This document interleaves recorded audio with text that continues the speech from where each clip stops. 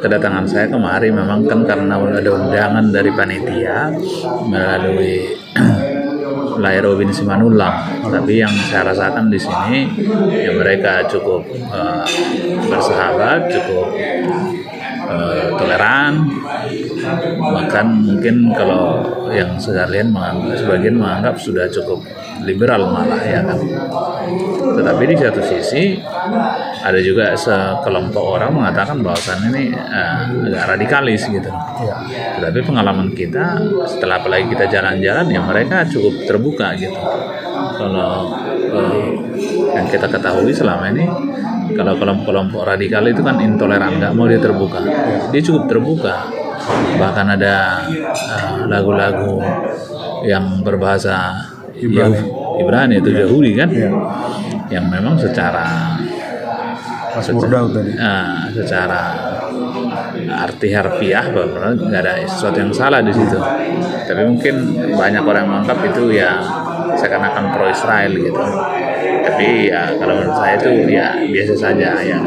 Tapi kita di sisi lain juga nasionalismenya juga dari paparan dia cukup nasionalis. Baru sama jangankan kita Dahlanis kan juga baru tahu ternyata Indonesia Raya itu ada 3 stansa gitu ya kan. Banyak yang belum tahu ya, ini juga kan perlu juga disosialisasikan.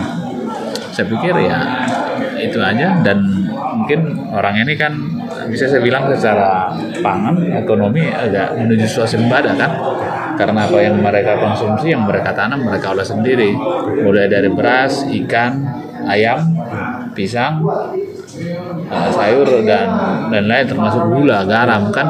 Bahkan mungkin ke depan mereka akan mengoperasikan kapal penangkap ikan gitu.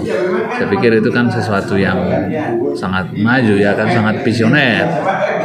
Padahal kalau menurut kita kadang-kadang sekolah-sekolah agama itu kan terlalu kaku. Dia sepertinya hanya memikirkan akhirat, tidak memikirkan duniawi. Padahal menurut kita antara kehidupan dunia dan akhirat itu kan harus berimbang gitu ya kan. Tahu juga sebenarnya hidup di dunia ini sebagai pembelajaran untuk dunia akhirat gitu kan. Tapi kan kita lihat dari sisi kemanusiaannya ya cukup toleran lah. Saya dengar Bang Lam Siang itu juga ingin datang ke Al Zaitun karena punya pengalaman juga bersinggungan dengan ada calon klien. Tolong ceritakan. Ada klien. Jadi klien saya ini dulu kan mengakunya merupakan jaringan dari Al Zaitun. Mereka ngaku suami istri adalah anggota di sini gitu ya. Jadi yang aku dengar saat itu bahwa orang ini sangat taat kepada organisasi. Perintah organisasi itu nggak boleh dibantah gitu. Itu nomor 1 dari semuanya. Bahkan kalau mereka bekerja, sebahagian gajinya itu harus disisihkan ke organisasi. Dan kalau mereka dibutuhkan organisasi untuk melaksanakan tugas, ya mereka tidak boleh menolak.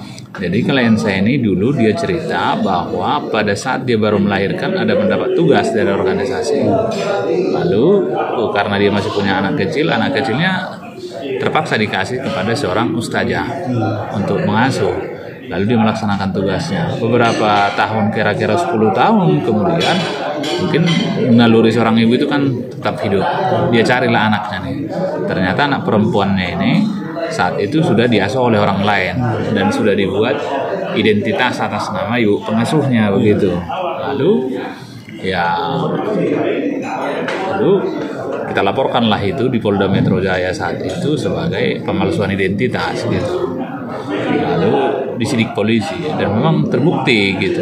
Tetapi mungkin seperti sekarang malah ada restoratif justice gitu ya kan, dipanggillah para pihak. Dan anak ini pun ya lalu mengatakan pada kesimpulannya begini, andaikan pun kau orang tua saya kandung, tetapi selama ini kau tinggalkan aku dan ibu bapakku yang baru inilah yang mengasuh aku selama ini. Inilah aku anggap sebagai orang tuaku gitu. Dia pun nggak mau kembali kepada orang tua kandungnya. Lalu perkara ini pun berat rasanya kita kita lanjutkan gitu ya. Kalau umpamanya kita berbicara tentang hukum positif dalam arti tertulis, ya mereka memang terbukti melakukan tindak pidana. Tapi di sisi kemanusiaan kan, ya begitu kondisinya. Anak ini pun nggak mau kembali kepada orang tua biologisnya lah kita bilang, karena dia sudah lebih sayang kepada orang tua yang mengasuhnya sejak bayi gitu. Apa hubungannya dengan Al Zaitun? Kalau menurut dia terkait dengan Al Zaitun. Si ibu klien dari apa? Iya, dan suaminya. Menurut dia, tapi karena kan, pekerjaan dari Al Zaitun. iya, tapi secara legalitas, secara administratif memang dia nggak bisa buktikan memang. Tapi mungkin ya cerita-cerita seperti itu kan banyak di luar sana. Tapi kalau itu yang mau ya tentu hukum kan memerlukan bukti. Oke, kembali ke Al Zaitun, Bang Lamsia. Kita udah saksikan mengikuti wisuda tadi. Tentu keterbukaan bagaimana tadi misalnya sekelas Dahlan Iskan, jurnalis senior pasti punya tim di mana-mana memikirkan ini, menyelidiki ini apa benar betul-betul fundamentalis gitu kan. Kita saksikan bagaimana kita bersahabat. Apa yang kira-kira Bang Lamsia yang temukan ketika sebelum datang ke sini? Sekarang kita mau pulang ini. Iya, kadang-kadang kan seperti dibilang ada Dahlan Iskan itu kan ada framing, ada persepsi. Sebenarnya kan kebenaran itu kan yang didukung oleh bukti gitu loh. Ya menurut saya memang ya kadang-kadang kita juga masuk di persepsi itu. Tapi sepanjang itu tidak terbukti, saya pikir ya tidak valid lah itu. Dan mungkin ya sampai saat ini ya, kalau adalah tangkapan dari Densus 88 mengenai terorisme, ya belum terbukti bahwasanya dia anggotanya Panji Gumilang gitu lah kira-kira. Aku nggak tahu gitu, tapi yang selama ini mungkin nggak ada yang mengaku gitu, tapi dikait-kaitkan ya bisa saja gitu ya. Pendidikan pesantren Al Zaitun ini disebut Mahat Al Zaitun. Mahat itu kan kampus peradaban maju sebenarnya. Kalau kita lihat tokoh-tokohnya, terkhusus Syekh Panji Gumilang itu, dia melangkah lebih maju dari zamannya. Kita bayangkan lembaga pendidikan begini kan dulu dimiliki, ya mereka juga saksikan itu, Kristen, Katolik, Protestan begitu. Kalau kita tarik ke kita orang-orang Kristen sekarang lembaga orang-orang Kristen begitu tidak lagi seperti yang ya begitu berkualitas seperti itu. Apa yang kita bisa refleksi? Iya, memang kan ya ini juga akan menjadi inspirasi bagi kita. Bukan cuma inspirasi, sebenarnya bisa kita bilang sebagai cambuk bagi kita loh. Loh kok mereka bisa melakukan sebesar itu? Loh kita yang merasa kita dulu hebat, iya. Dan sekarang memang ya faktanya mungkin kalau secara personal tokoh-tokoh itu kan mungkin banyak ya, yang setingkat menteri, setingkat eselon, tanpa sebutlah satu persatu. Tapi secara kolektif mungkin apalah yang dimiliki orang Batak? Nggak ada gedung Batak di Jakarta. Saya pun sebagai ketua HBB menjadi tanggung jawab saya itu belum ada gedung HBB. Yang ada itu ya gedung-gedung persorangan pribadi yang dikasih ngantor HBB. Sementara kan kalau namun gedung HBB pun nggak ada, gedung Batak pun nggak ada. Gereja saya pikir pokoknya HBB lah gereja paling besar di Batak. Kampus paling besar namanya Sen, ya kan? Rumah sakit di Balige yang notabene menurut kita pun nggak tahu harus banyak yang dibenahi. Ya mungkin pendeta pun takut berobat di situ, ya kan?